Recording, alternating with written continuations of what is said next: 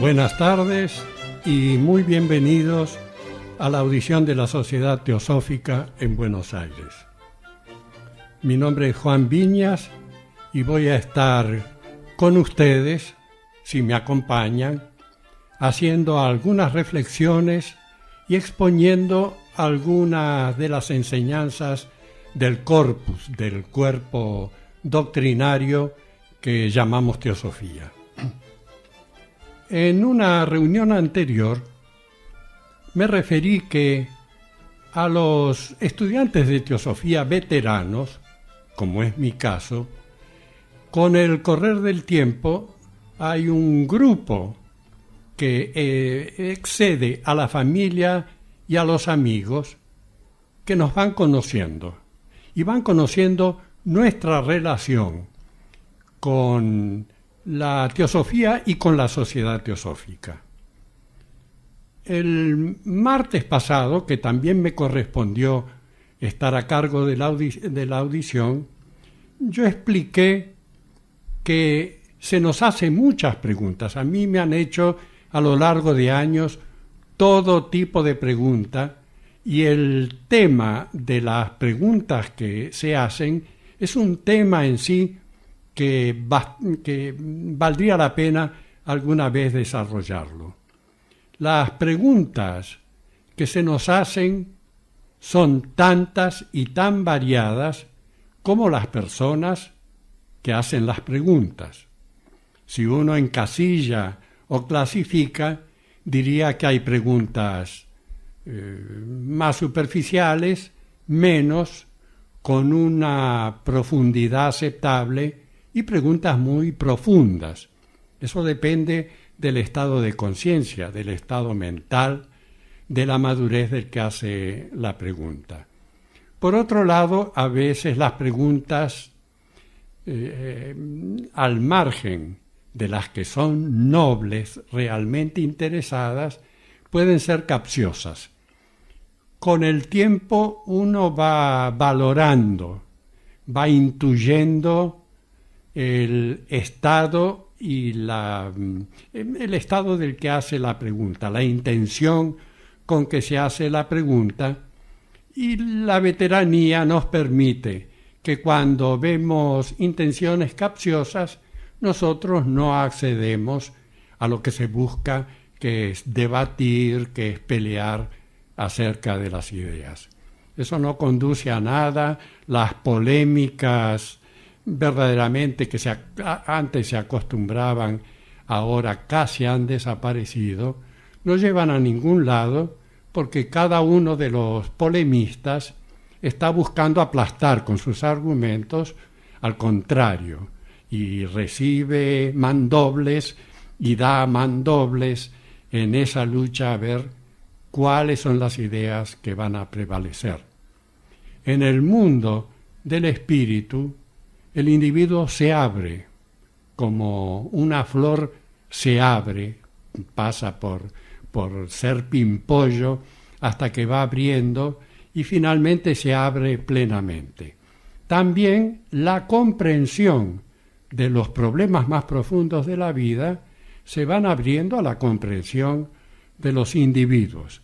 Y uno entonces está atento para ver qué espíritu está preguntando y está abriendo su comprensión y quiere saber más, quiere estar más informado, a la de aquellos que ya tienen una posición muy firme, tomada, y desde esa posición preguntan para empezar la polémica a ver de quién tiene más razón o quién está equivocado. El martes pasado me refería a una pregunta que se me hizo acerca de si la teosofía era una nueva religión y la sociedad teosófica era una iglesia. Era la iglesia correspondiente a esa nueva religión, y me permitió eso hacer aclaraciones de qué tipo de sociedad era la nuestra, la sociedad teosófica, y cómo distaba de ser una iglesia y de ser una religión la teosofía.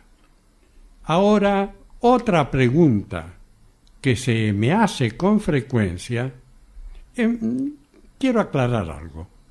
Hay ciertas preguntas tipo que se hacen con frecuencia. La pregunta que más se me ha hecho a mí es, si nosotros reencarnamos y tenemos vidas pasadas, ¿por qué no las recordamos?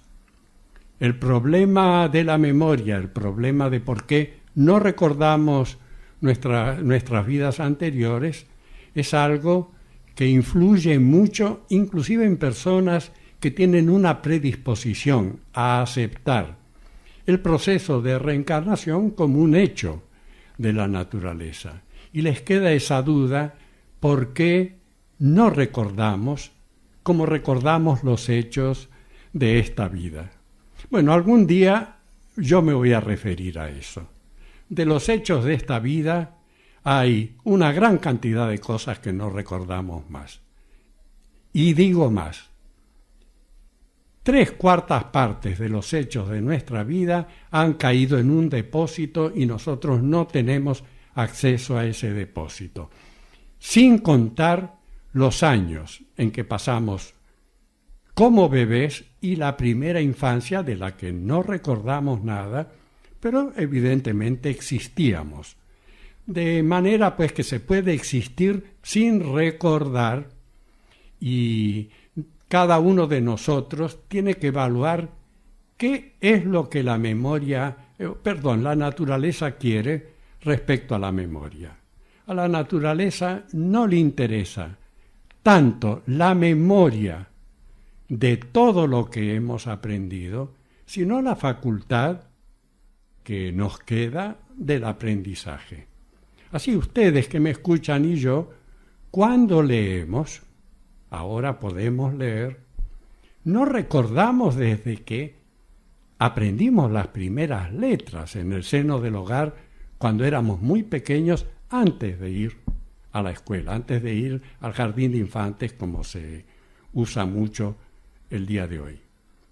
Esto ha quedado sepultado en las primeras etapas de nuestra vida, y el aprendizaje para hablar, para leer, para hacer las operaciones comunes que hacemos en la vida, las operaciones de matemáticas, etc., nos costaron un enorme esfuerzo, pero hoy sabemos leer, sabemos escribir, sin necesidad de rememorar todos los esfuerzos, todo lo que nos costó aprender a leer y aprender a escribir. A la naturaleza le interesa que tengamos una facultad, una capacidad.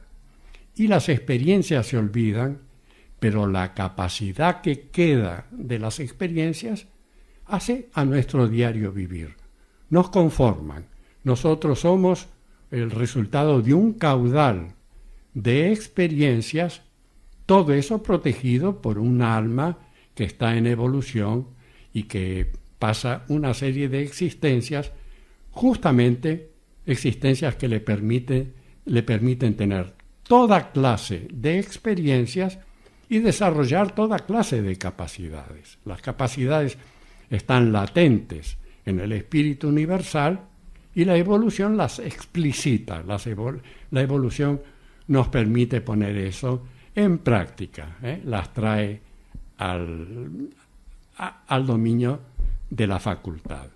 Bueno, una pregunta entonces frecuente, además de por qué no recordamos nuestras existencias anteriores, es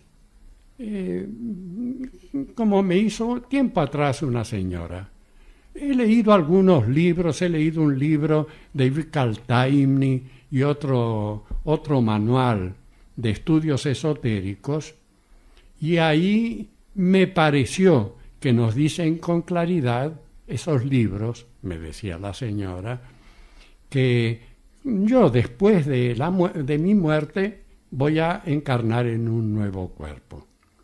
Bueno, es un poco difícil explicarle a la señora, y más en medio de una reunión donde la atmósfera no está tan apta para filosofar, que la pregunta está mal hecha, porque gran parte de las preguntas que hacemos las hacemos sin haberlas pensado muy bien.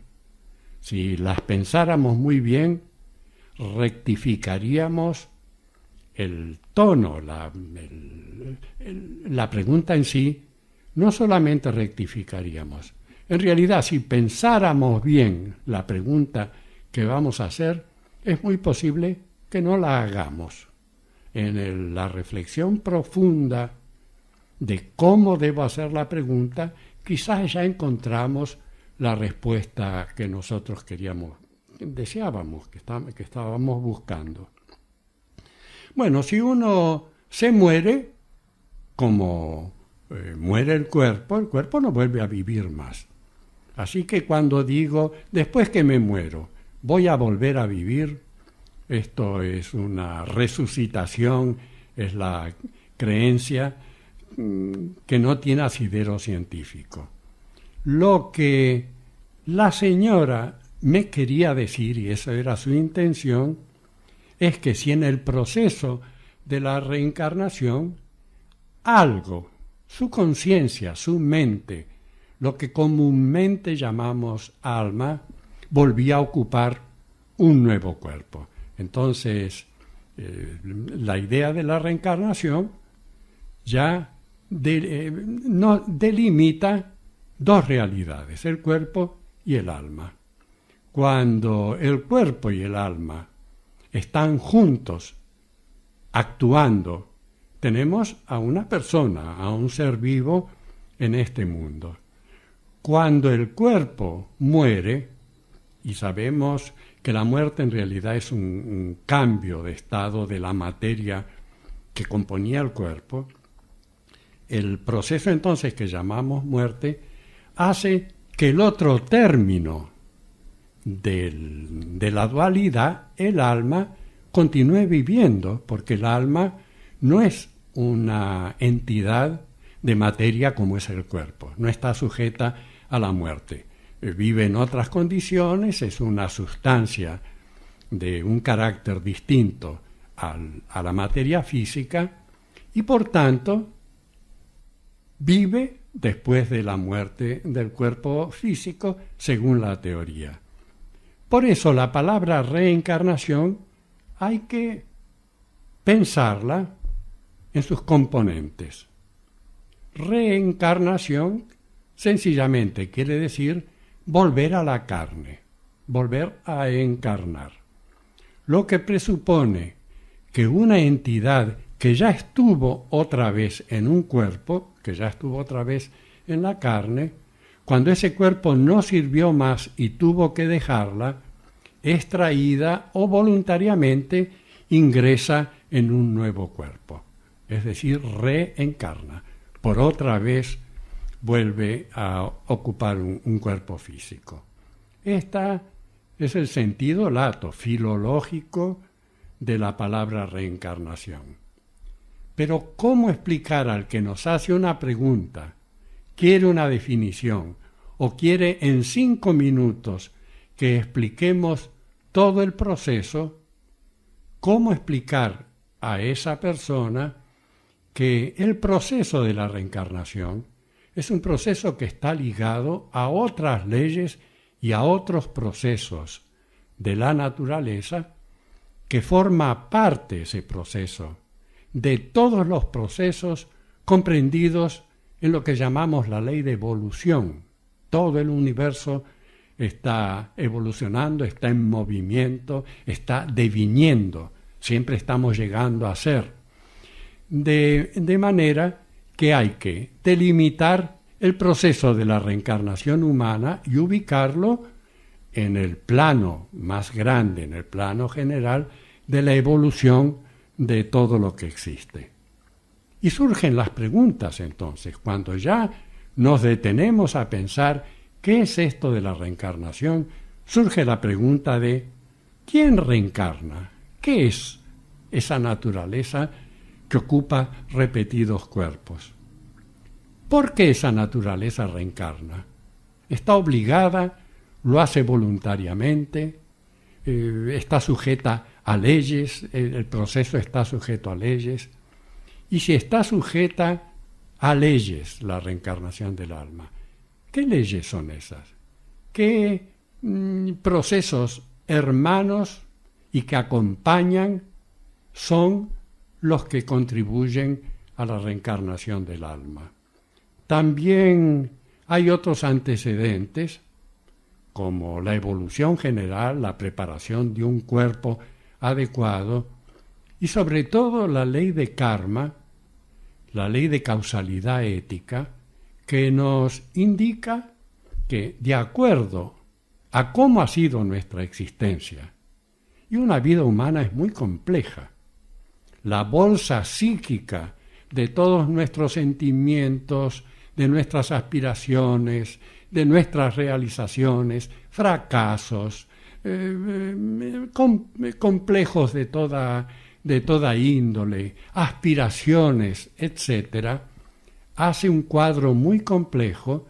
A la hora de la muerte, todo ese aparato psíquico no muere, porque no está hecho de materia física como el cuerpo físico, y naturalmente la sed de vida, de seguir experimentando de ese complejo psíquico, busca una matriz femenina, busca un nuevo cuerpo, una nueva madre, y se encarna, y esto está de acuerdo a las leyes de ajuste de la naturaleza.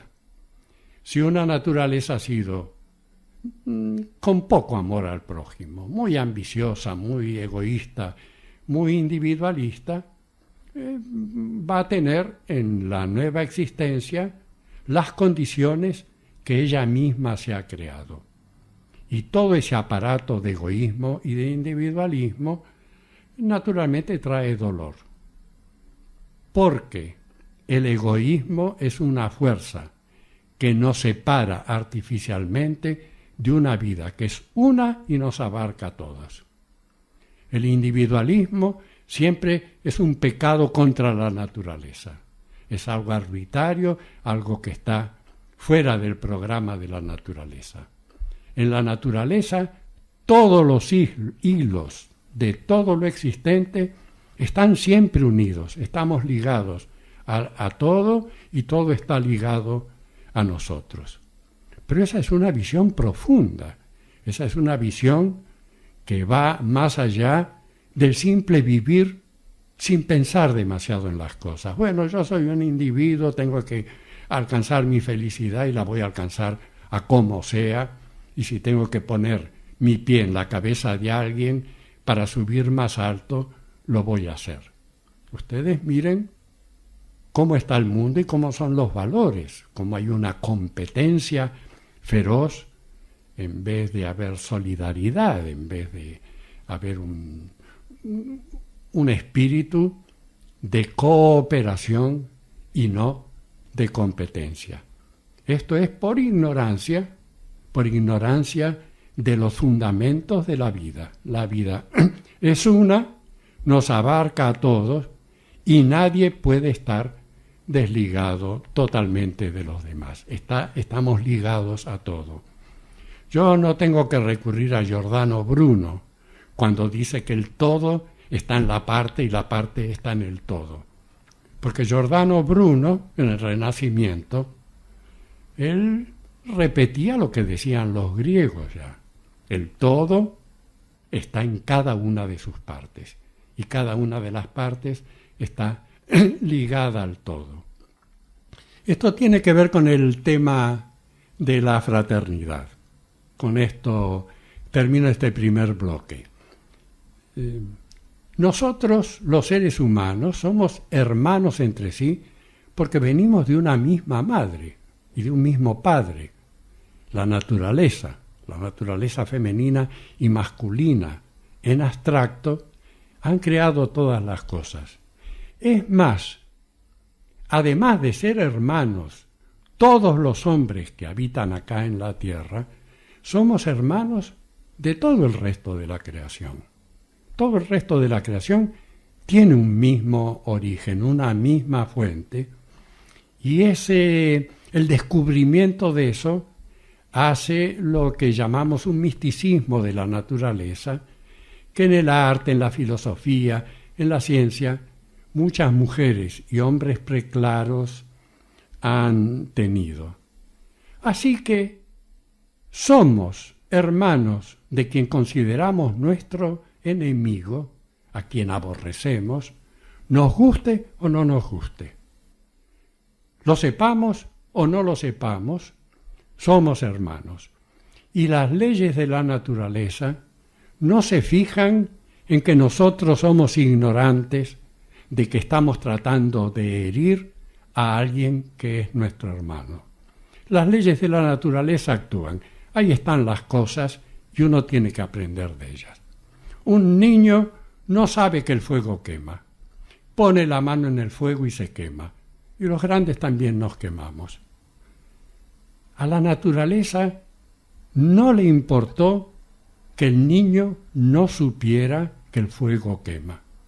El niño aprendió que hay algo que es fuego y que ese fuego quema. Los hechos de la naturaleza, pues, no pueden ser desvirtuados e ignorados por nosotros. Y el hecho de que hay un alma y un cuerpo en cada uno de nosotros, y que es una dicotomía y que a veces luchan entre sí, es todo un tema del que voy a seguir hablando en el bloque que siga. No se vaya, que ya después de una breve pausa estoy con ustedes nuevamente.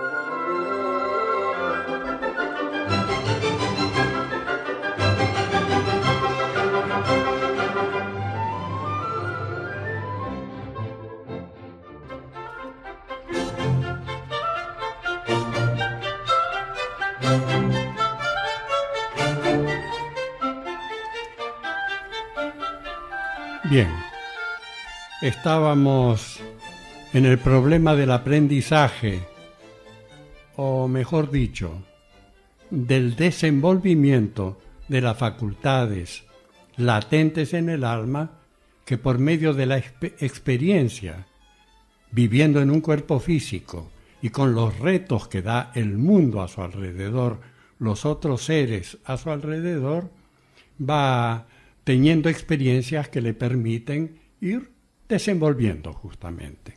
Cuando empleo la palabra desenvolver o desarrollar, me estoy refiriendo justamente al proceso de algo que está o envuelto o arrollado. Cuando digo hay que desenvolver tal facultad es porque está envuelta, es decir, la facultad ya está latente en el ser humano, en el alma. Cuando digo desarrollar es porque estaba arrollada, pero no es una cosa nueva.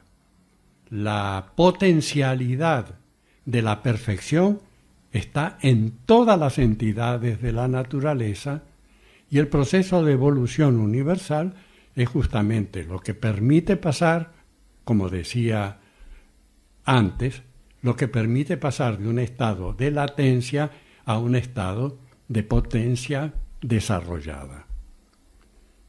Ustedes pueden decir que a lo mejor todo esto es filosofía pura y que si el filosofar tiene alguna naturaleza práctica. Bueno, esto trae toda otra problemática. En la vida, cuanto vamos madurando, nosotros nos damos cuenta de que tenemos dos edades. No todo el mundo se da cuenta. Los pensadores, los que ya empiezan a desarrollar por sí mismos la atención sobre su naturaleza y los procesos evolutivos, sí lo van percibiendo.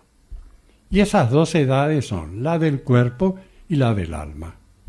Ya hemos hablado de esto, pero conviene repetirlo, conviene no olvidarlo.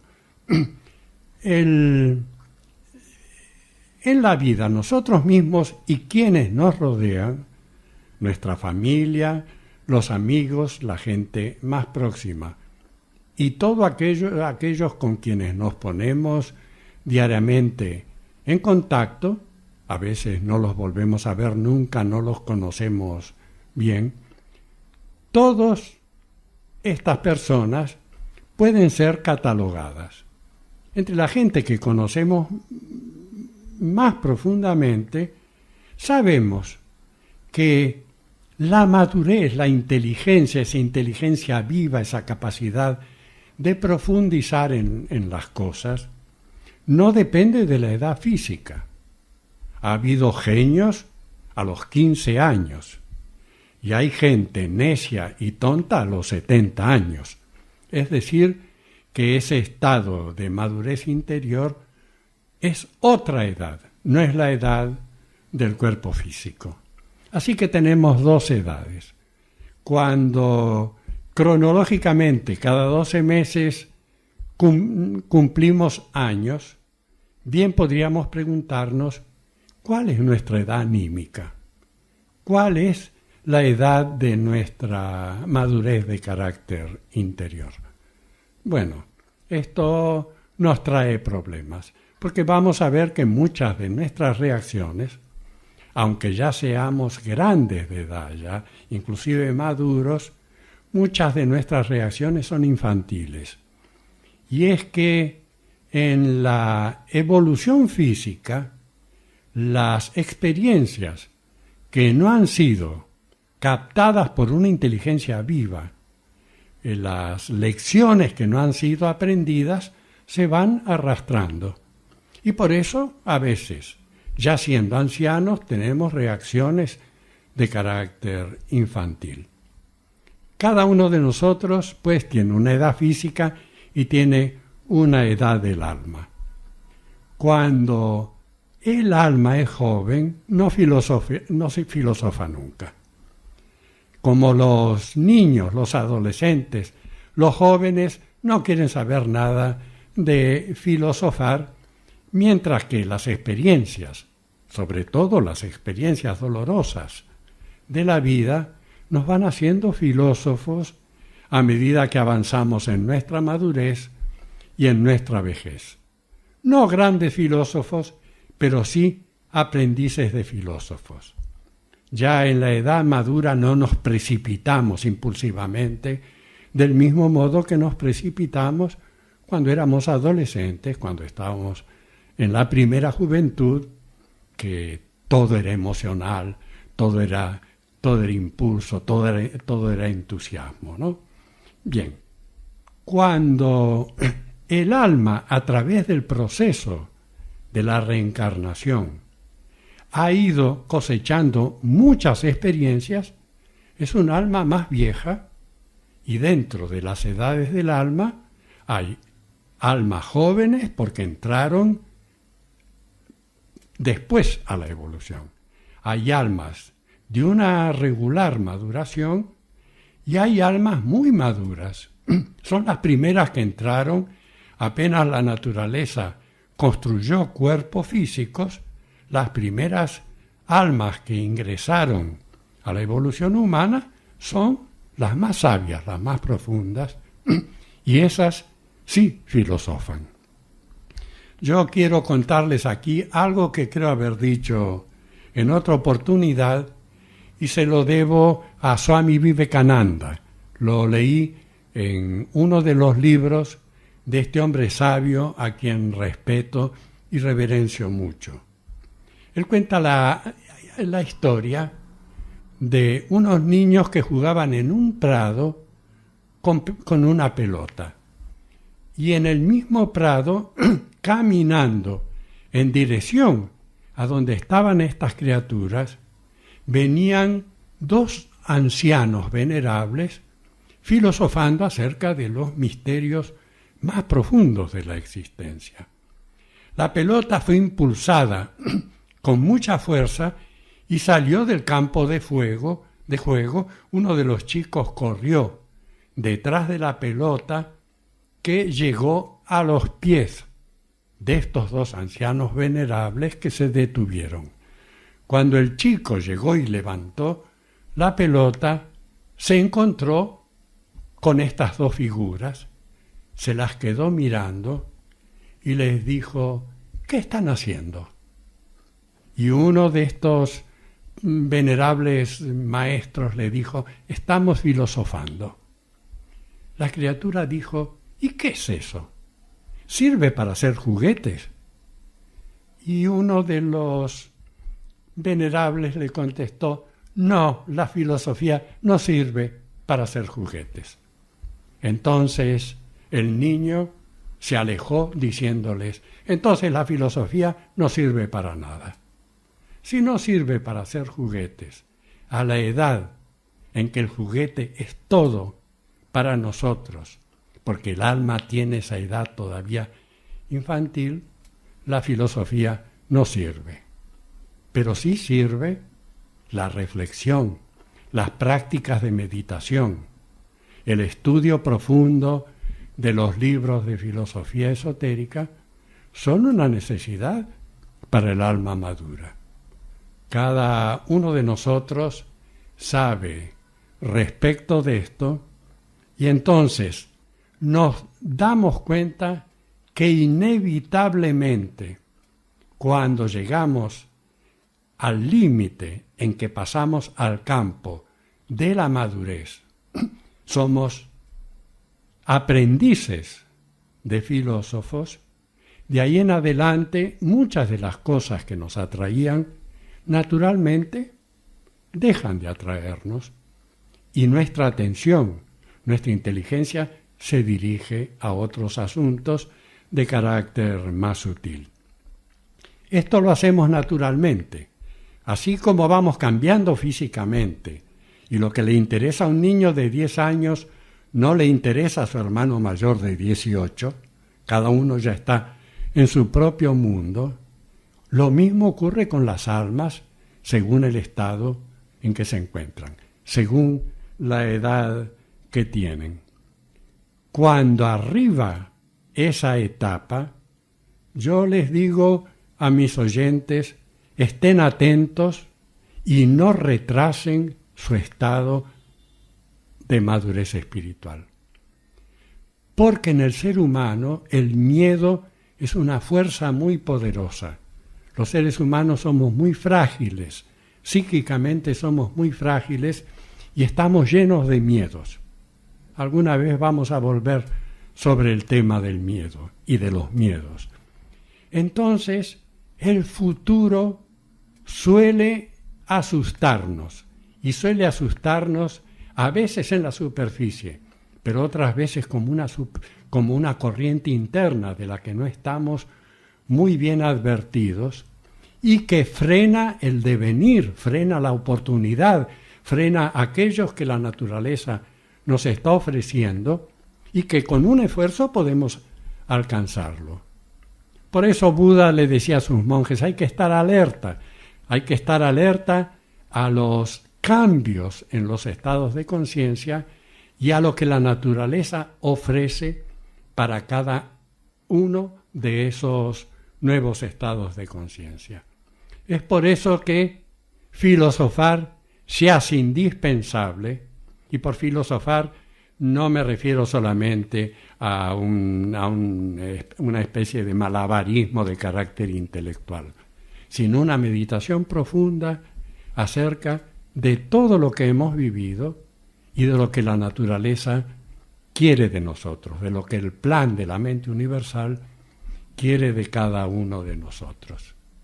Entonces, ahora hago una breve pausa y durante esta breve pausa invito a los oyentes a que mediten en qué lugar, en qué edad del alma se encuentran y si se dan cuenta de las posibilidades enormes que hay el próximo paso si cruzan la frontera hacia un estado de más perfección. Ya vuelvo enseguida con ustedes después de esta breve pausa.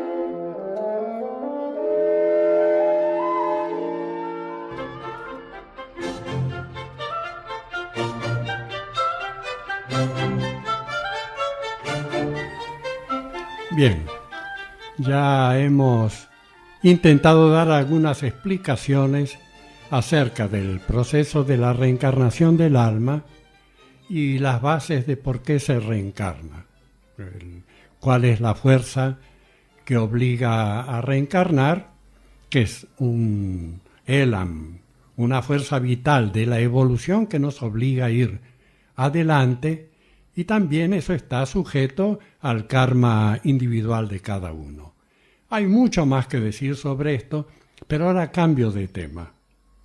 Otra de las preguntas que se hace a los veteranos en estudios teosóficos es ¿qué beneficio tiene ese propósito de la sociedad teosófica de estudiar religiones comparadas? Bueno, los beneficios son múltiples. Yo voy a referirme en general a este tema, que es un tema que serviría para toda una audición. Efectivamente, uno de los objetivos, de los propósitos de trabajo para quienes pertenecemos a la sociedad teosófica es el estudio de la religión, de religiones comparadas. Cuando algo nos llama la atención y queremos saber más por la madurez del alma acerca de la vida y del pensamiento de los demás. La madurez del alma tiene señales, como también hay señales físicas en la pubertad, en la juventud, etc. Las edades del alma también tienen señales. Una señal indubitable de la madurez, de que empezó la madurez del alma, es que dejamos poco a poco de estar autocentrados, egoístas, pensando exclusivamente en nosotros mismos, y comenzamos a dirigir la mirada, la atención al prójimo, a la naturaleza, a las entidades que nos rodean. Vamos saliendo de la individualidad y volvemos a la universalidad. La universalidad es la meta del ser humano. Los grandes seres no pertenecían ni a una raza, ni a un pueblo, ni a una cultura. Los Cristos y los Budas de la humanidad son seres cósmicos, son para todos. No es para el blanco, para el negro o para el de raza amarilla. Es para todos, es para toda la naturaleza lo que emana de esos grandes seres. Esta es una de las metas, salir de nuestra individualidad y empezar a interesarnos por lo que piensa el prójimo, por ver cómo son las otras culturas.